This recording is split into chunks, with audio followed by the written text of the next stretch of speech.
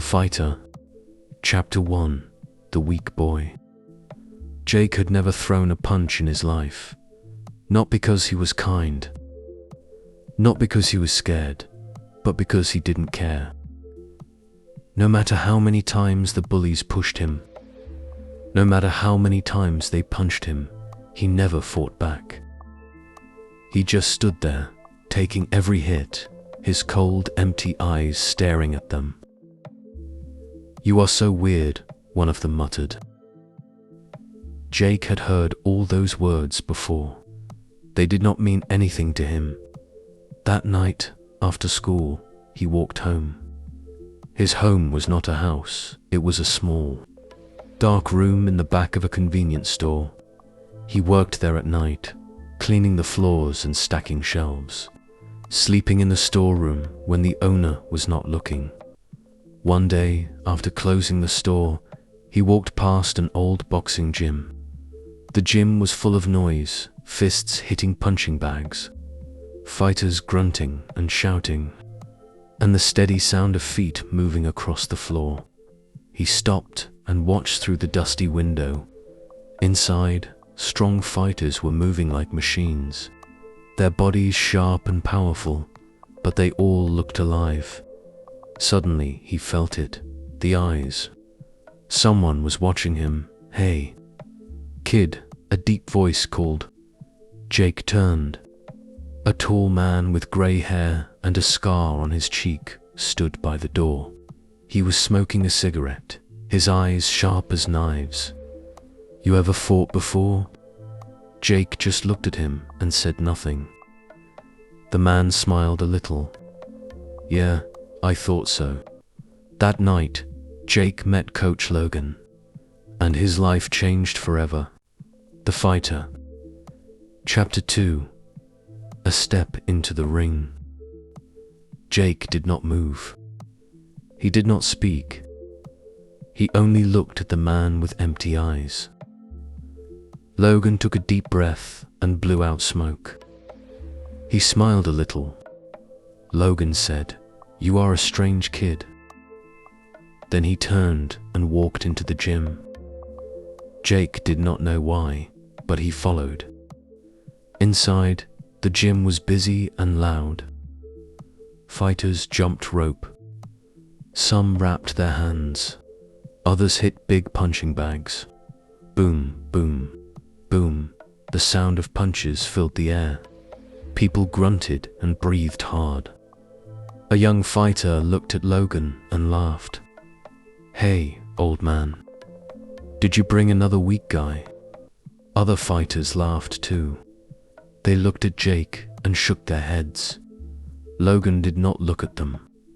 He picked up old boxing gloves and gave them to Jake. Logan said L, hit the bag. Jake looked at the gloves. Then he looked at the big bag. He did not ask any questions. He put on the gloves and threw a punch. The bag did not move much. The fighters laughed louder. "He is too weak." One of them said, "This is a joke." Another one said. Logan still did not look at them. "Again," he said. Jake punched again and again. His punches were not strong. His arms looked tired, but he did not stop. He did not take a break. His face did not change. Logan watched him carefully. "This kid," Logan whispered. "Does he feel pain?" Then Logan did something a coach should never do.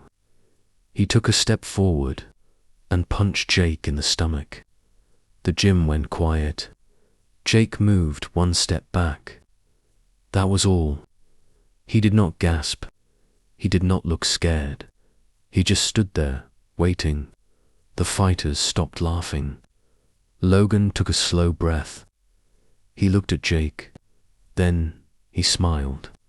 "You are different, kid." His smile got bigger. "Let's see how strong you can become." Chapter 3. First Blood. Logan did not go easy on Jake. The training was hard. Wake up at 5 a.m., run for miles. shadow box until his arms hurt, do push-ups, sit-ups, and drills until his body felt like it was going to break. And then sparring. "All right, kid," Logan said one evening, throwing Jake a mouthguard. "Time to see what you're made of." Jake climbed into the ring. Across from him stood Matt, a young boxer who was big and strong. He smiled and cracked his knuckles. "You're dead, newbie," Matt said. The bell rang. Matt moved fast. He hit Jake hard. His punches were like hammers, hitting Jake's body. Left hook, right cross, uppercut. But Jake did not move. He did not try to block or dodge. He just stood there, taking the punches. After 3 hits, the laughter stopped. Matt looked at him. "What's wrong with you?" Jake's lip was bleeding. His cheek was purple, but his face did not change. He just stared at Matt. Matt stopped for a second. Jake threw a punch. It was not strong. It was not fast, but it hit Matt in the face. Logan smiled. The kid was slow. He was weak, but there was something about him that was scary. He did not feel pain, and that meant he could fight longer than anyone else.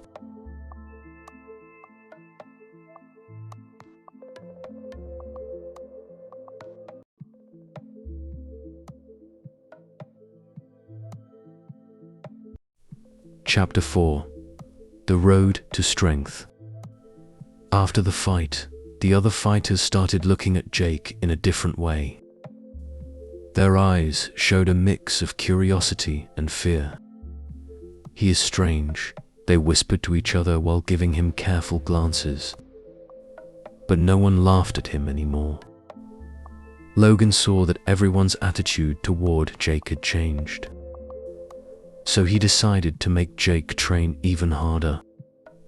It was not because he wanted to make him stronger, but he saw something special in Jake, something more important than just power.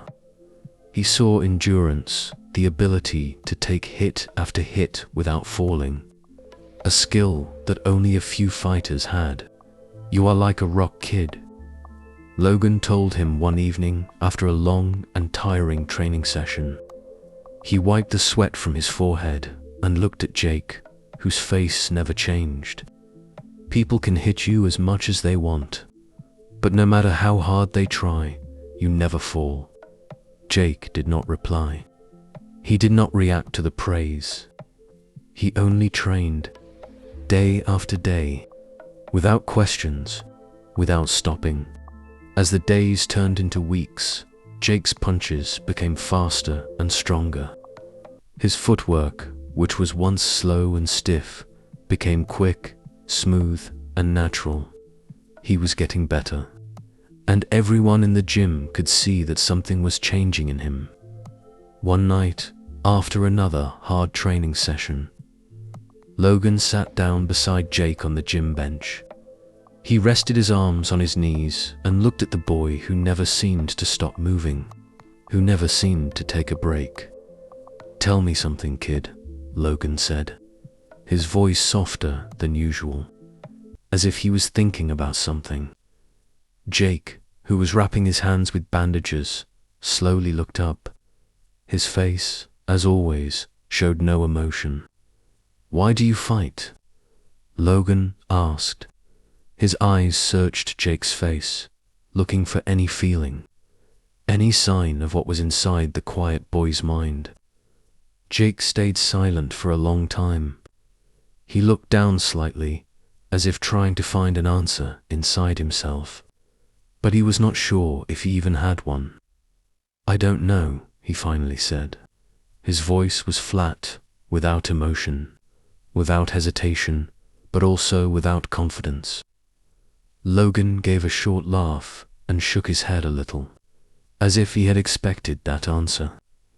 "Honest," he said, a small smile appearing on his lips. "I like that." Then, without another word, He leaned back against the bench and pointed at a big championship poster on the gym wall. The picture on the poster showed a fighter standing with his hands in the air, a shiny gold belt around his waist, his face full of pride and victory. "Then let me give you a reason," Logan said. His voice was calm but strong. His eyes stayed on Jake. "Become the best and win. Take everything from the people who looked down on you." Jake looked at the poster.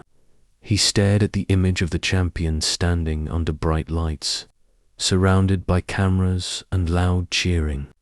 And for the first time in his life, something moved inside him. Something small, something new, a tiny feeling, a spark.